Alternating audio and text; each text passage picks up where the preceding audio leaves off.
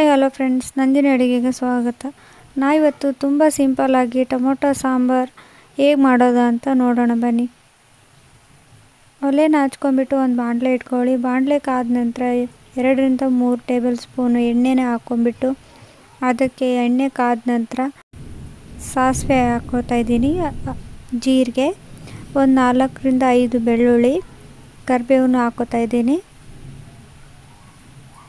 5-6 ಸಣ್ಣದಾಗಿ ಕಟ್ ಮಾಡಿರೋಂಥ ಟೊಮೆಟೊನ ಹಾಕ್ಕೋತಾ ಇದ್ದೀನಿ. ಹಾಕ್ಕೊಂಡು ಚೆನ್ನಾಗಿ ಎಣ್ಣೆಲಿ ಮಿಕ್ಸ್ ಮಾಡ್ಕೊತಾ ಇದ್ದೀನಿ. ಇದು ಎಣ್ಣೆಲಿ ಚೆನ್ನಾಗಿ ಬೇಯಬೇಕು. ಒಂಚೂರು ಉಪ್ಪು ಹಾಕ್ಕೋತಾ ಇದ್ದೀನಿ, ಟೊಮೊಟೊ ಬೇಗ ಮೆತ್ತಗಾಗುತ್ತೆ. ಅದಾದ ನಂತರ ಅರ್ಧ ಟೀ ಸ್ಪೂನು ಅರಿಶಿಣ ಪುಡಿ ಹಾಕ್ಕೊಂಡು ಚೆನ್ನಾಗಿ ಮಿಕ್ಸ್ ಮಾಡ್ಕೋತಾ ಇದ್ದೀನಿ.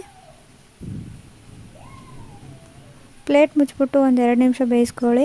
ಅದು ಬೇಯೋದ್ರೊಳಗೆ ಒಂದು ಮಸಾಲ ರೆಡಿ ಮಾಡ್ಕೊಂಡು 1 ಇಂಚು ಶುಂಠಿ, ಬೆಳ್ಳುಳ್ಳಿ, ಒಂಚೂರು ಕೊತ್ತಂಬರಿ, ತುರಿದಿರೋ ಒಣ ಕೊಬ್ಬರಿನ ಹಾಕ್ಕೊಂಡು ನೀರು ಹಾಕ್ತೀನಿ, ರುಬ್ಕೊಂಬರೋಣ.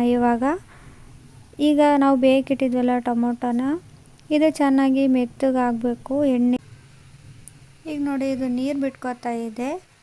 ಈಗ ಚೆನ್ನಾಗಿ ನೀರು ಬಿಟ್ಕೊಂಡಾದ್ಮೇಲೆ ಎಣ್ಣೆ ಬರಬೇಕು. ಆವಾಗ ಈಗ ನಾವು ರೆಡಿ ಮಾಡ್ಕೊಂಡ್ವಲ್ಲ ಮಸಾಲೆನ, ಅದನ್ನು ಹಾಕ್ಕೊಂಡ್ಬಿಟ್ಟು ಚೆನ್ನಾಗಿ ಮಿಕ್ಸ್ ಮಾಡಿ ಹಸಿ ವಾಸನೆ ಹೋಗೋ ತನಕನೂ ಎಣ್ಣೆಯಲ್ಲಿ ಚೆನ್ನಾಗಿ ಫ್ರೈ ಮಾಡ್ಕೋಬೇಕು. ಇದೀಗ ನೋಡಿ ಎಣ್ಣೆ ಬರ್ತಾಯಿದೆ. ಈ ಥರ ಚೆನ್ನಾಗಿ ಎಣ್ಣೆ ಬಂದಮೇಲೆ ಫ್ರೈ ಆಗಿದೆ ಅಂತ, ಹಸಿ ವಾಸನೆ ಎಲ್ಲ ಹೋಗಿರುತ್ತೆ.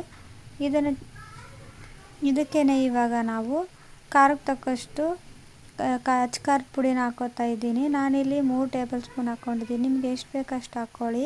ಒಂಚೂರು 1 ಟೇಬಲ್ ಸ್ಪೂನ್ ಗರಂ ಮಸಾಲ ಹಾಕ್ಕೊಂಡು ಚೆನ್ನಾಗಿ ಮಿಕ್ಸ್ ಮಾಡ್ಕೊಳ್ಳಿ. ಮಸಾಲೆ ಎಲ್ಲ ಚೆನ್ನಾಗಿ ಮಿಕ್ಸ್ ಆಗಿ ವಾಸನೆ ಹೋದ್ಮೇಲೆ 1-1.5 ಕಪ್ಪು ನೀರು ಹಾಕ್ಕೊಂಡು ಚೆನ್ನಾಗಿ ಮಿಕ್ಸ್ ಮಾಡಿಕೊಂಡು ಇದು ಕುದಿ ಬರಬೇಕು. ಚೆನ್ನಾಗಿ ಕುದಿಸ್ಕೊಳ್ಳಿ. ಇದನ್ನು ಪ್ಲೇಟ್ ಮುಚ್ಚಿಬಿಟ್ಟು ಒಂದು 5 ನಿಮಿಷ ಕುದಿಸಿದ್ರೆ ನೋಡಿ ಈ ಥರ ಕುದಿ ಬರಬೇಕು.